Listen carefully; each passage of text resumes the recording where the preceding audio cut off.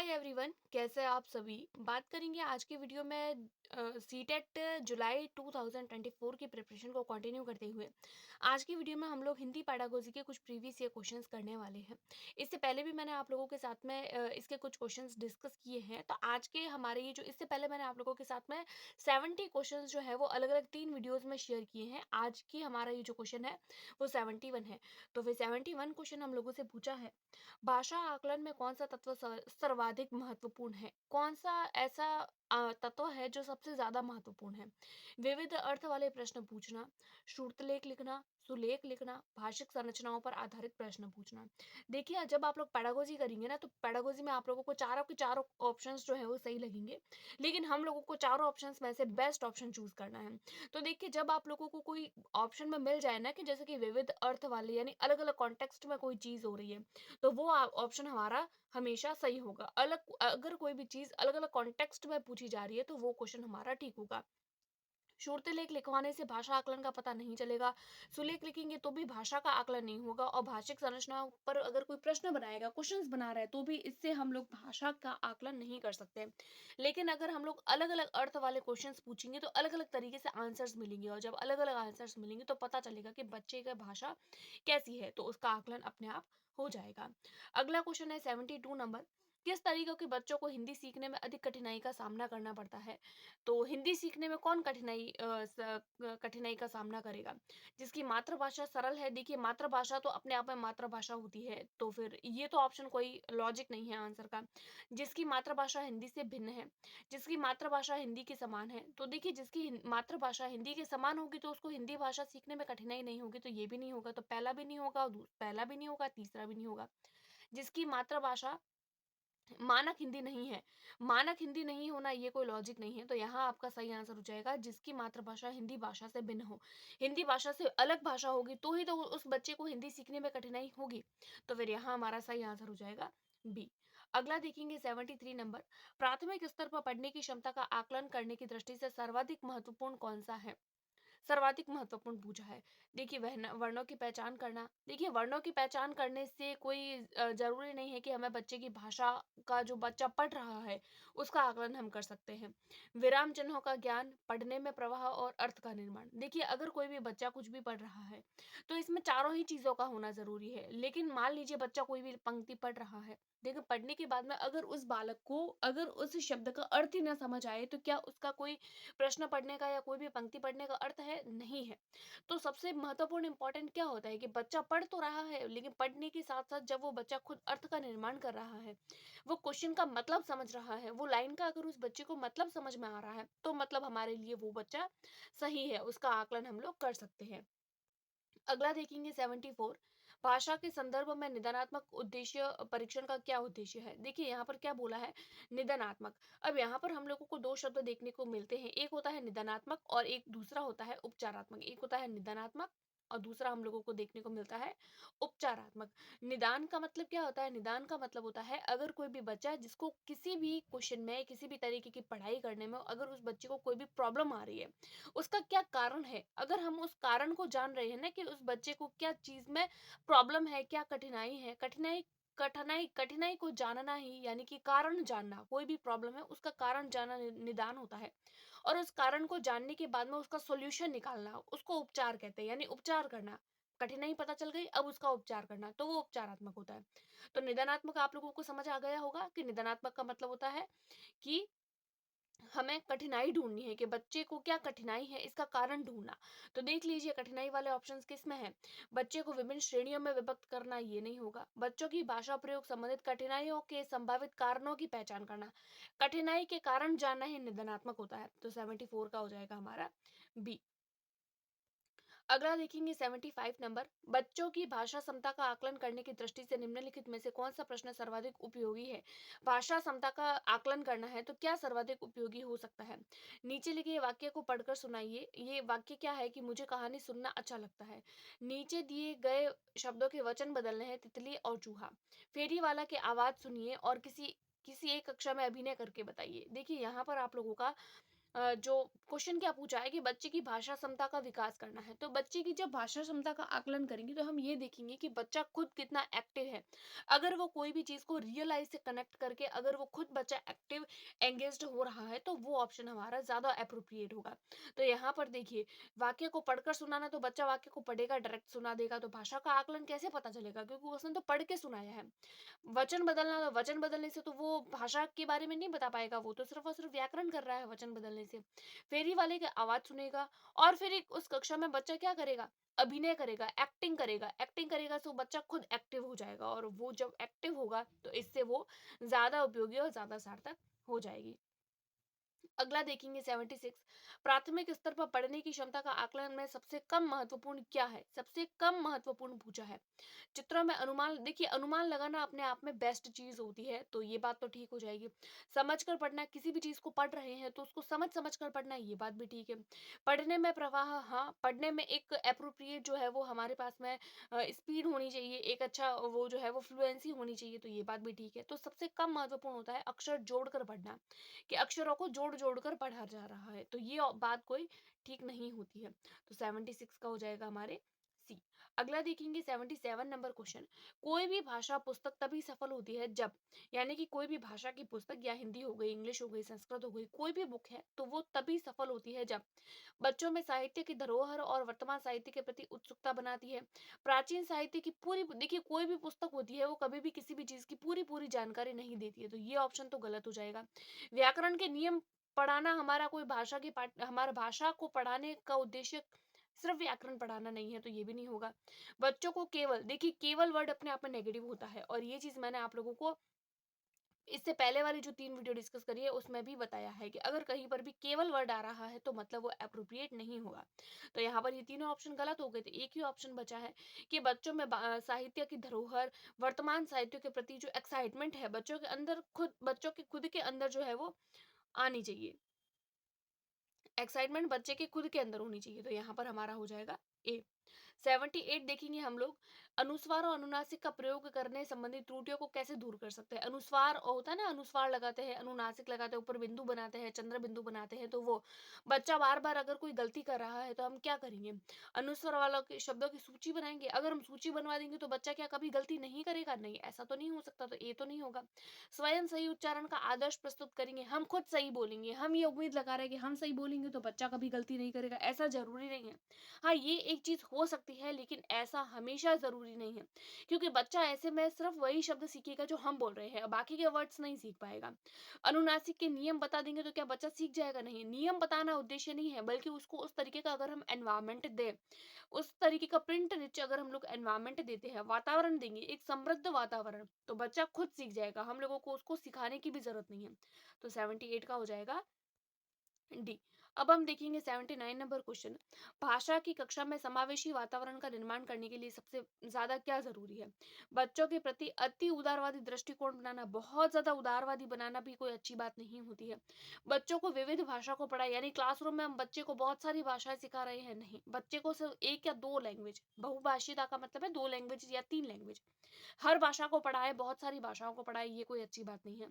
बच्चों की सभी आवश्यकताओं को पूरा किया जाए, देखिए सभी आवश्यकताओं को पूरा करना पॉसिबल नहीं होता है। हाँ, बच्चे की नीड के अकॉर्डिंग उसकी आवश्यकता को पूरा किया जा सकता है, बट हर एक आवश्यकता पूरी हो ऐसा जरूरी नहीं है।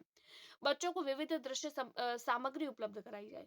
हाँ, ये बात ठीक है कि बच्चे को विविध, देखिए ये जो विविध वर्ड होता है और दृश्य और श्रव्य सामग्री होती है, ये अपने आप में पॉजिटिव पॉइंट है। तो बच्चे को अगर हम अलग अलग तरीके की दृश्य और श्रव्य सामग्री उपलब्ध करा रही है तो बच्चा जो है वो, इसमें हर तरीके का बच्चा, अगर वो मेंटली मतलब अगर वो आँखों से नहीं देख पा रहा है, अगर वो लिखने में उसको दिक्कत है, पढ़ने में दिक्कत है, तो अगर हम हर तरीके की जो सुविधाएँ हैं बच्चे को उपलब्ध कराएँगे, अलग-अलग तरीके की सामग्री उपलब्ध कराएँगे तो बच्चा सीख पाएगा, राइट? तो यहाँ पर हमारा डी ऑप्शन सही होगा। अगला देखेंगे 80 नंबर क्वेश्चन हमारे पास में है। भाषा की पाठ्य पुस्तकों में हिंदीतर भाषाओं को जगह मिलनी चाहिए। इस कथन के समर्थन में कौन-सा तर्क काम करेगा? भाषाओं के बीच में द्वंद्व नहीं होगा, नहीं द्वंद्व तो तभी भी होगा क्योंकि अलग अलग भाषाएं हैं, तो भाषाओं को लेकर द्वंद्व, ये हमारा उद्देश्य नहीं है। भाषागत विविधता को सही रूप से संबोधित करना, भारत की सभी भाषाओं को स्थान देना, ये कोई लॉजिक नहीं है आंसर का। त्रिभाषा सूत्र का पालन करना, नहीं, यहाँ पर हमारा होगा इसमें भाषागत भाषागत विविधता को सही रूप से, यानी जो अलग-अलग लैंग्वेजेस बोली जा रही है ना, उसको सही रूप से संबोधित करना हिंदी भाषा का उद्देश्य है। तो यहाँ हमारा डी ऑप्शन राइट हो जाएगा। वैसे तो सारे ही ऑप्शन ठीक है, लेकिन हम लोगों को बेस्ट चूज़ करना है, इसीलिए हमारा बी हो जाएगा। अगला देखेंगे हम लोग 81, गृह कार्य के बारे में कौन-सा उचित कथन होगा? बच्चों की क्षमताओं और स्तर के अनुसार गृह कार्य देना। गृह कार्य कक्षा में किए गए कार्य का अभ्यास मात्रा है। देखिए, मात्रा वर्ड अपने आप में नेगेटिव वर्ड है और नेगेटिव वर्ड्स का यूज हमें नहीं करना है, तो ये तो नहीं होगा। गृह कार्य देना बहुत ज्यादा आवश्यक है या बहुत अति आवश्यक है, ऐसा कोई जरूरी नहीं है। गृह कार्य सभी अभिभावकों को व्यस्त रखना। देखिए, अभिभावकों को व्यस्त रखना कोई हमारा काम नहीं है कि हम बच्चे को गृह कार्य देंगे तो अभिभावक व्यस्त रहेंगे, ये हमारा उद्देश्य नहीं है। गृह कार्य का उचित उद्देश्य ये होता है कि बच्चों की गृह कार्य देने से उसकी क्षमता, उसके स्तर के अनुसार हम लोगों को गृह कार्य देना है। बच्चे का गृह कार्य उसी स्तर का होना चाहिए जैसे हम उसको जो है वो बच्चा कर सके, वैसा हमको गृह कार्य देना है। अगला क्वेश्चन हम लोग देखेंगे कि कक्षा 3 की शिक्षिका अपने विद्यार्थियों को पाठ्य पुस्तक से भिन्न-भिन्न प्रकार की बाल साहित्य पढ़ने के लिए प्रोत्साहित करती है। हाँ, अच्छी बात है कि टीचर जो है वो बाल साहित्य पढ़ने के लिए जो है वो बच्चे को मोटिवेट कर रही है। तो वह क्या करना चाह रही है, बच्चे को क्या करवाना चाह रही है कि तरह तरीके की विधाओं से परिचित करा सके।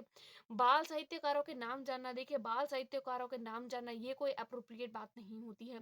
अपनी पठन क्षमता बढ़ाने के लिए पुस्तकें भी पढ़ी जा सकती है, बाल साहित्य पढ़ने की आवश्यकता नहीं है। प्रकाशकों के बारे में जानना, ये भी कोई अप्रोप्रिएट आंसर नहीं है। अगर बच्चा बाल साहित्य पढ़ेगा तो अलग अलग तरीके की जो विधाएं हैं, छंद है, अलंकार है, इन सब के बारे में भी बच्चे को जानकारी हो पाएगी। तो यहाँ पर हमारा ए ऑप्शन राइट हो जाएगा। अगला देखेंगे 83, हिंदी भाषा की कक्षा में सबसे कम महत्वपूर्ण क्या है? सबसे कम महत्वपूर्ण पूछा है। पाठ्य पुस्तक कक्षा में सबसे महत्वपूर्ण, सॉरी यहाँ पर कम नहीं है, सबसे ज्यादा महत्वपूर्ण क्या है? पाठ्य पुस्तक भी जरूरी है, परीक्षा भी जरूरी है, पाठ्यचर्या सहगामी क्रिया भी जरूरी है और बच्चों की भाषाई क्षमताओं में विश्वास भी जरूरी है। चार ऑप्शन ठीक है, लेकिन हम लोगों से पूछा क्या है कि सबसे ज्यादा महत्वपूर्ण क्या है? तो सबसे ज्यादा महत्वपूर्ण होती है बच्चे की भाषाई क्षमताओं में विकास, कि बच्चा जो है वो अगर कोई लैंग्वेज बोल रहा है तो लैंग्वेज को वो किस तरीके से एक्सप्रेस कर पा रहा है, उसके अंदर बिलीव होना चाहिए बच्चे का। तो ये सबसे ज्यादा महत्वपूर्ण है, क्योंकि भाषा तो सब बोल लेते हैं, लेकिन कितना अप्रोप्रिएट तरीके से, कितना अर्थपूर्ण तरीके से बोल रहे हैं, वो इम्पोर्टेंट है। तो 83 का हो जाएगा हमारा डी। 84 देखेंगे, दी गई सहायक सामग्री में शेष में से भिन्न है, उसको चूज करना है। टेलीविजन, पत्र पत्रिकाएं, बाल साहित्य और समाचार पत्र। देखिए, पत्रिकाओं से बच्चा पढ़ेगा, ये बात ठीक है, बाल साहित्य में भी बच्चा पढ़ेगा और समाचार पत्र में भी बच्चा पढ़ेगा, लेकिन टेलीविजन में बच्चा सिर्फ देखेगा और सुनेगा, तो ये अलग हो गया। इसको अगर ना भी कराया जाए तो भी कोई भी कैंडिडेट इसको आराम से क्वेश्चन को सॉल्व कर सकता है। अगला देखेंगे 85 नंबर, पाठ में दिए गए चित्रों का क्या उद्देश्य होते हैं? कि चित्र पाठ की शोभा बढ़ाते हैं? नहीं, ये कोई उद्देश्य नहीं है। पाठ्य पुस्तक में चित्र देने का प्रचलन है? नहीं।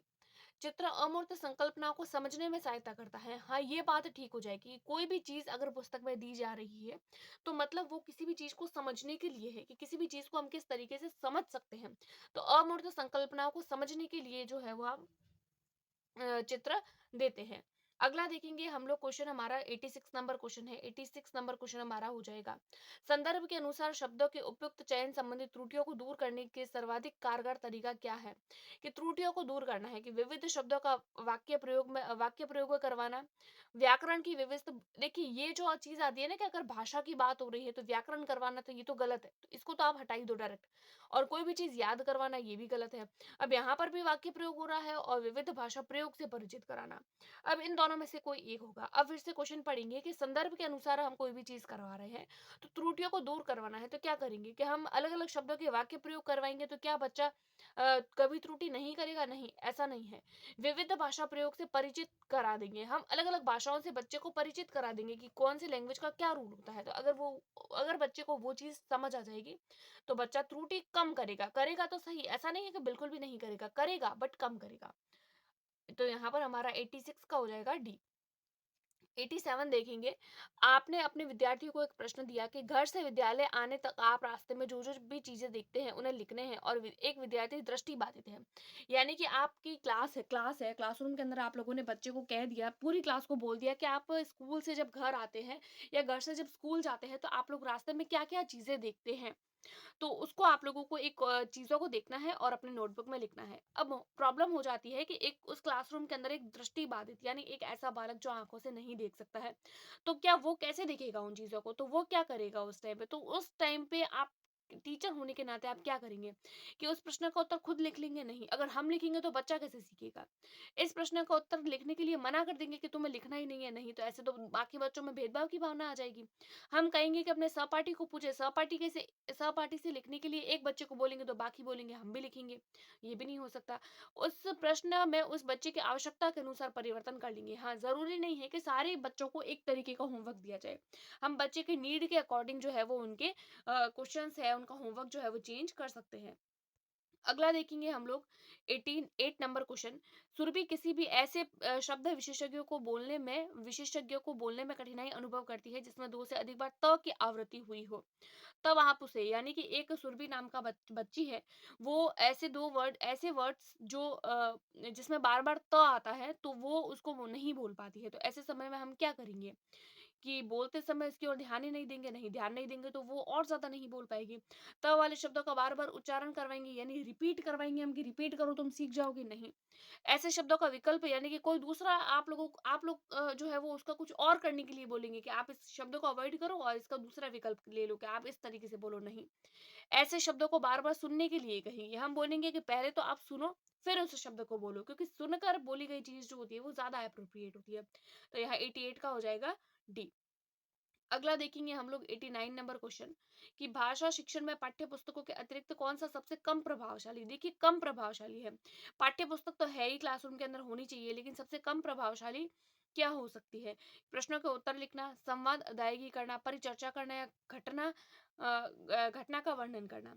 देखिए अगर कोई भी बच्चा है वो संवाद करेगा तो बच्चे की लैंग्वेज डेवलप होगी, चर्चा करेगा तो भी लैंग्वेज डेवलप होगी, घटना का वर्णन करेगा तो भी लैंग्वेज डेवलप्ड होगी। लेकिन अगर बच्चा सिर्फ प्रश्न को उत्तर दे रहा है तो ये कोई एप्रोप्रिएट आंसर नहीं होगा कि बच्चा जो है वो सिर्फ और सिर्फ जो है वो क्वेश्चन के आंसर दे रहा है। अगला क्वेश्चन देखेंगे हम लोग 90 नंबर क्वेश्चन हमारे पास में है। भाषा में आकलन का प्रयोग मुख्यतः क्यों होना चाहिए? यानी कि भाषा में आकलन करते हैं तो हम क्यों करते हैं? बच्चों के भाषा सौंदर्य का परीक्षण करने के लिए, भाषा प्रयोग की क्षमता, भाषा के उच्च ज्ञान का परीक्षण या पाठ्यचर्या का स्तर ज्ञान। तो देखिए यहाँ पर अगर हम लोगों को भाषा का आकलन करना है तो भाषा के आकलन में सबसे महत्वपूर्ण यही होता है कि बच्चा किस तरीके से भाषा को प्रयोग कर रहा है। भाषा के प्रयोग करने की क्षमता को चेक करेंगे तो यहाँ पर 90 नंबर क्वेश्चन का हो जाएगा बी। अगला देखेंगे हम लोग 91 नंबर हमारे पास में क्वेश्चन है ये। व्याकरण के पक्षों और शब्दों की बारीकी की समझ का आकलन कैसे करेंगे? यानी व्याकरण के पक्ष है, उसके शब्द है, उसकी बारीकी का आकलन करना है तो क्या करेंगे? परिभाषा के रूप में देखिए परिभाषा देना कोई अच्छी बात नहीं है। उसके बाद में आता है संदर्भ युक्त युक्त सामग्री से किया जाना, ये बात ठीक लग रही है लेकिन बाकी ऑप्शंस भी पढ़ेंगे कि बिल्कुल नहीं करेंगे कि हम बच्चे की जो व्याकरण है उसमें बारीकी का समझ का आकलन करेंगे ही नहीं तो सी तो नहीं होगा। अधिक अंकों का होना चाहिए यानी कि ये जो है वो ज्यादा मार्क का होना चाहिए, नहीं मार्क के लिए कोई भी चीज करवाना ये बात ठीक नहीं है। बल्कि हमें तो संदर्भ कॉन्टेक्स्ट में कोई भी चीज उपलब्ध हम अगर प्रोवाइड करवा रहे हैं तो ये बात ठीक हो जाएगी। अगला देखेंगे हम लोग, ये हमारा क्वेश्चन हो जाएगा 92 नंबर। 92 क्वेश्चन हम लोगों से पूछा है कि कक्षा में प्रिंट समृद्ध वातावरण से क्या आशय हो सकता है?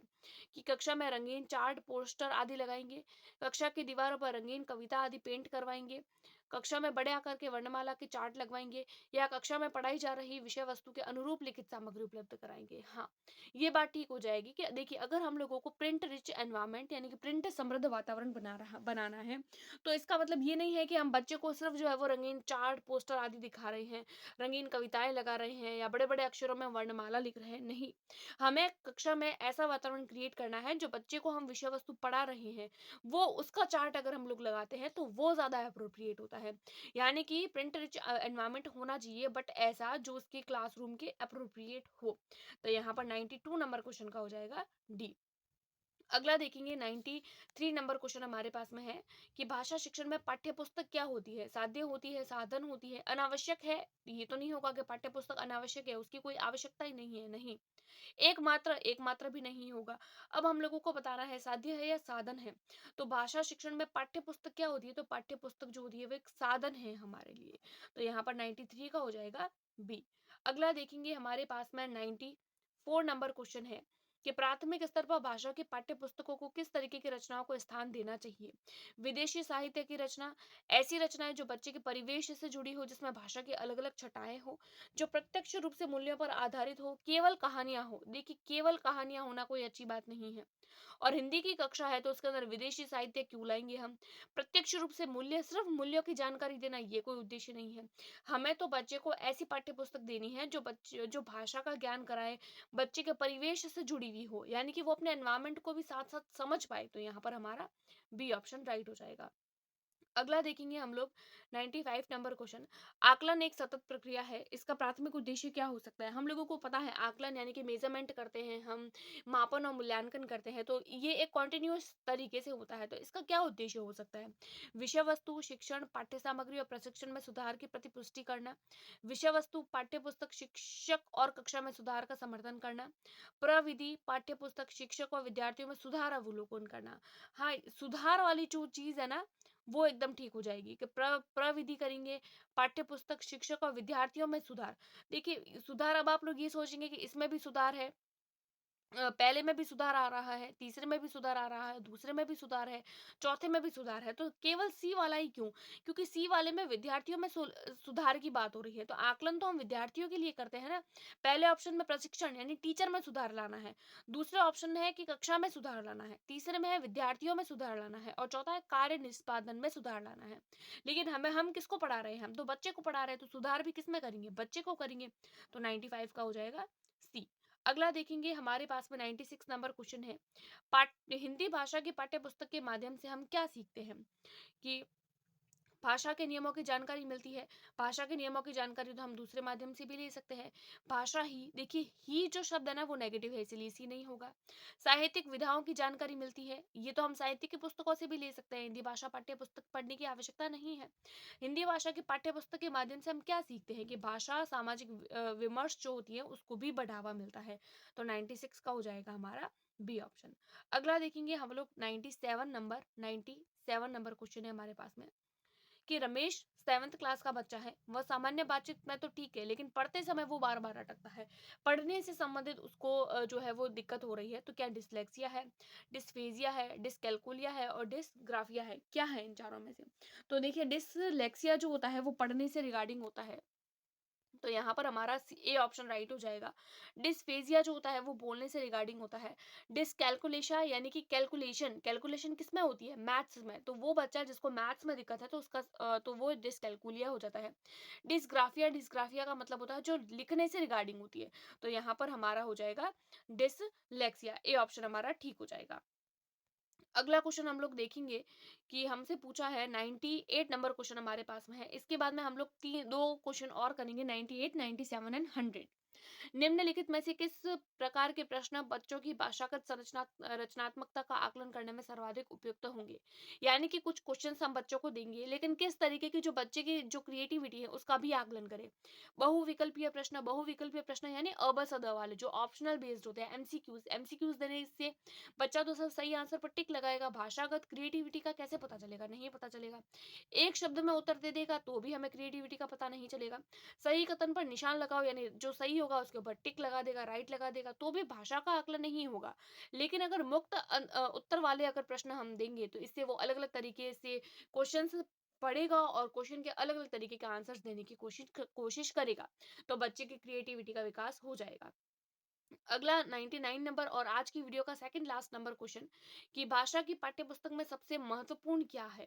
कागज की गुणवत्ता, पाठ्यपुस्तक में कागज की गुणवत्ता इंपॉर्टेंट है, आकर्षक चित्र होने जरूरी है, पाठों का उद्देश्यपूर्ण चयन होना जरूरी है, या अभ्यासों की बहुलता होना जरूरी है? देखिए, चारों ही चीजें होना जरूरी है, बट हमें बेस्ट चूज करना है। बेस्ट तो हमारा यही होगा ना कि अगर हम पाठ्यपुस्तक बना रहे हैं तो पाठ्यपुस्तक का उद्देश्य क्या है, कि किस तरीके के पाठ हम उस बुक के अंदर दें, वो ज्यादा इंपॉर्टेंट है। कागज, चित्र होना, प्रैक्टिस के लिए क्वेश्चंस होना, ये इतना इंपॉर्टेंट नहीं है, बल्कि जो पाठ दिए जा रहे हैं उनका क्या उद्देश्य है वो ज्यादा इंपॉर्टेंट है। तो यहाँ हमारा सी हो जाएगा। अगला देखेंगे हम लोग, 100 नंबर क्वेश्चन हमारे पास में है और ये लास्ट क्वेश्चन है आज की वीडियो का, कि कोई भी भाषा पुस्तक तभी सफल होती है जब बच्चों में साहित्य की धरोहर और वर्तमान साहित्य के प्रति उत्सुकता बनाए रखे, बच्चे की प्राचीन साहित्य की पूरी देखिए कोई भी चीज़ जो होती है वो किसी भी चीज़ की पूरी-पूरी जानकारी नहीं देती है, तो बी तो नहीं होगा हमारा। बच्चे को व्याकरण के नियम से परिचित कराना, बच्चे को व्याकरण के नियम से परिचित कराए ये हमारा उद्देश्य नहीं है। बच्चे को केवल प्रसिद्ध साहित्य से परिचित कराएँ। देखिए केवल वर्ड अपने आप में ही नेगेटिव है, तो ये तीनों तो नहीं होंगे। तो भाषा पुस्तक कब कब सफल होती है? जब बच्चे में साहित्य की धरोहर और वर्तमान साहित्य के प्रति उत्सुकता होती है। बच्चा एक्साइटेड होता है अपनी किसी भी चीज़ को, अपने कल्चर को देखने में। तो यहाँ हमारा ए ऑप्शन राइट हो जाएगा। तो इस तरीके से 4 वीडियो में हमारे टोटल जो है वो 100 क्वेश्चन डन होते हैं। तो आप लोग इसको एज़ अ टेस्ट दीजिएगा और टेस्ट देने के बाद में आप लोगों के कितने मार्क्स बन रहे हैं, वो आप मुझे कमेंट करके ज़रूर बताइएगा। वीडियो पसंद आ रही है तो लाइक करें, चैनल को अभी तक नहीं किया है तो सब्सक्राइब करें और वीडियो को लाइक ज़रूर करें और अपने दोस्तों के साथ में शेयर ज़रूर करें और वीडियो अगर पसंद आ रही है तो फिर वीडियो के साथ में और हमारे साथ में ज़रूर जुड़े रहें। Thanks for watching.